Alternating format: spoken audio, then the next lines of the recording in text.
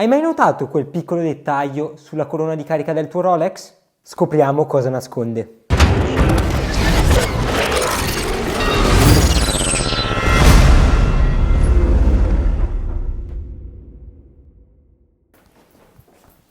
Benvenuti e bentornati a tutti, questo è Swissmade. L'idea per questo video mi frullava nella testa già da diverso tempo. È nata quando mi sono imbattuto in un post che ne parlava e devo ammettere che non ci avevo mai fatto caso prima d'ora, né l'avevo mai sentito menzionare da nessuno. Ora vi spiego meglio. Oggi andremo alla scoperta di un dettaglio poco conosciuto ma fondamentale della corona di carica di Rolex. Questo dettaglio è cruciale per la qualità e l'affidabilità dell'orologio, oltre a essere un simbolo di autenticità. Adesso mi sto immaginando tutti voi che state guardando il video che abbiate già messo il video in pausa, stiate correndo in cassaforte o chissà dove abbiate lasciato il vostro orologio per andare a vedere effettivamente questo dettaglio. Ammettetelo in quanti lo state già facendo. Iniziamo con il dire ovviamente che la corona di carica è un elemento essenziale per ogni orologio meccanico. Non è solo un componente che ci consente quindi di regolare l'ora, i minuti, i giorni o semplicemente quindi di caricare l'orologio, ma è anche un vero e proprio simbolo che nei Rolex assume un ruolo ancora più rilevante. Molti si staranno domandando: ma che significa tutto ciò? Passiamo al succo del video. C'è un dettaglio nascosto su molte corone di carica di Rolex che in realtà molti collezionisti non sanno nemmeno,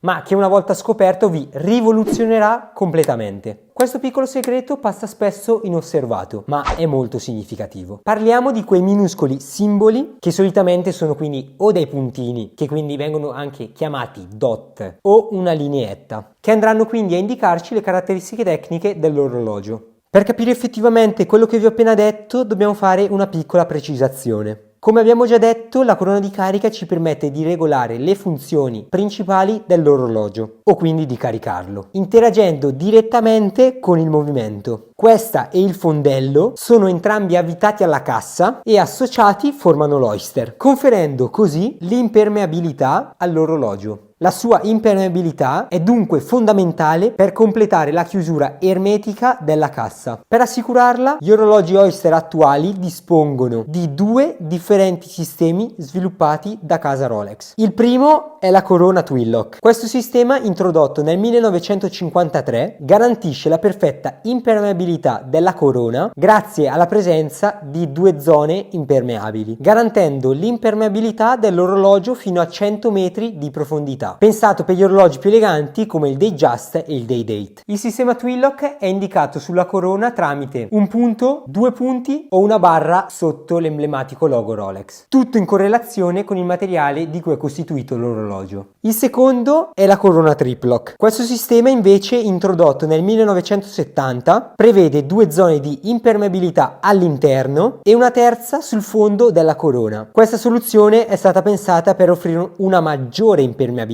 all'orologio stesso, quindi pensata per gli orologi subacquei come il Submariner, il Sea Dweller e il Deep Sea, rispettivamente garantiti impermeabili fino a 300 metri, 1220 e 3900 metri di profondità, ma viene spesso utilizzata anche su altri modelli, tra cui il GMT Master 2, lo Yachtmaster e il Daytona. Il sistema Triplock è indicato sulla corona tramite tre punti, di diverse dimensioni in funzione del materiale dell'orologio, posti sotto l'emblema Rolex. Dopo aver distinto le due categorie di corona, Twin-Lock e Triplock, andiamo a vedere nello specifico ogni simbolo e il suo significato. Iniziamo parlando della corona Twin-Lock. Quando il materiale dell'orologio è acciaio o ci riferiamo a modelli vecchi in oro giallo, troviamo il logo Rolex con un trattino o linea, chiamatela come volete. Quando il materiale dell'orologio è in oro bianco o in oro rosa o si tratta di un nuovo modello in oro giallo, troviamo il logo Rolex con due piccoli puntini all'esterno. Invece, quando il materiale dell'orologio è platino, troviamo il logo Rolex con sotto un solo puntino al centro.